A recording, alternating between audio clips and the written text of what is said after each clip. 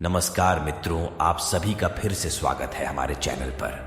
कहते हैं होनी को कोई टाल नहीं सकता और भगवान की इच्छा के बगैर पत्ता भी नहीं हिल सकता। अनहोनी का कुछ पता नहीं और होनी को कोई टाल नहीं सकता, लेकिन ऐसी घटनाओं का क्या जिसके लिए किस्मत नहीं आदमी जिम्मेदार हो। जब हम किसी बीती हुई अप्रिय बात पर अफसोस करते हैं तो हमारे शुभ चिंतक हमें भगवान की यही इच्छा थी। होनी को कोई टाल नहीं सकता, समय बड़ा बलवान है आदि बहुत कुछ कहकर तसल्ली देते हैं। एक दिन भगवान विष्णु के वाहन गरुड़ह देव के मन में विचार आया कि क्यों ना एक बार पृथ्वी लोक का भ्रमण किया जाए।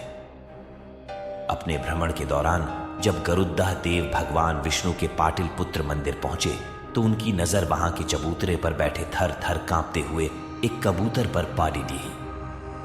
उसकी स्थिति देखकर उन्हें आश्चर्य हुआ कि प्रभु के मंदिर के प्रांगण में जहां किसी भी प्रकार का भय नहीं है और धूप में बैठे होने के बावजूद यह कबूतर कांप क्यों रहा है।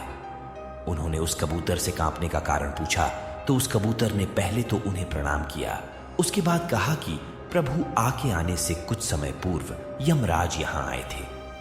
जब उनकी नजर मुझ पर पड़ी रही तो मुस्कुराते हुए उन्होंने कहा कि कल सुबह सूर्य के उदय होते ही इस अभागे प्राणी की मृत्यु हो जाएगी। कल मेरे जीवन का आखिरी दिन है, यह जानकार भला कोई कैसे खुद पर नियंत्रण रख सकता है।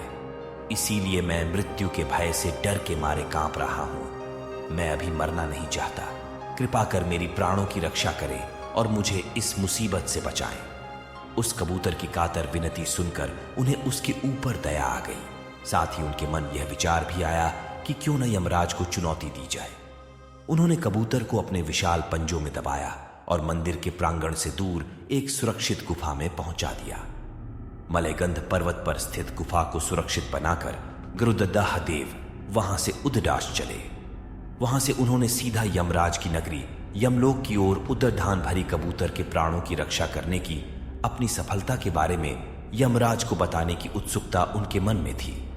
वो यमराज को यह बताना चाह रहे थे कि उन्होंने कबूतर की प्राणों की रक्षा करके उनकी योजना को विफल कर दिया है। जब यमराज को पता चला कि गरुड़ह देव स्वयं यमलोक पधारे हैं तो उन्होंने उनका उचित आदर सत्कार करके आसन पर बिठाया और यमलोक आने का उद्देश्य पूछा।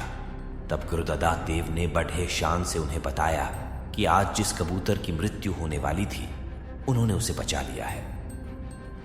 उनकी बात सुनकर यमराज मुस्कुराए और चित्रगुप्त से उस कबूतर के बारे में पूछा। चित्रगुप्त महाराज ने अपनी बही में देखकर बताया कि भगवान विष्णु के पाटिल पुत्र मंदिर में रहने वाला कबूतर आज के दिन सूर्योदय होते ही मलयगंध पर्वत की एक गुफा में विदंत सर्प का भोजन बनेगा और अभी कुछ समय पहले ही वो घड़ी पूरी हुई है।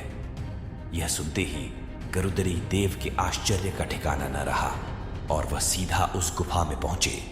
वहां उन्होंने देखा कि सर्प ने उस कबूतर को खा लिया था। यह देखकर उन्हें बैठा दुख हुआ कि कबूतर की रक्षा करने के बजाय वो खुद ही उसे मृत्यु के मुंह में पहुंचा आए थे। बैकुंठ लोक पहुंचकर गरुड़ह देव दुखी मन से एकांत में बैठे थे। तब विष्णु भगवान ने उनकी व्यथा समझकर उन्हें समझाया कि जन्म के समय ही मृत्यु भी निर्धारित हो जाती है और विधि का विधान कोई नहीं टाल सकता है। तो दोस्तों, वीडियो आपको कैसी लगी कमेंट करके जरूर बताइएगा और इसी तरह के वीडियो के लिए हमारे चैनल को सब्सक्राइब जरूर कीजिए। तीनों लोकों के स्वामी महादेव आप पर अपनी कृपा बनाए रखें। हर हर महादेव।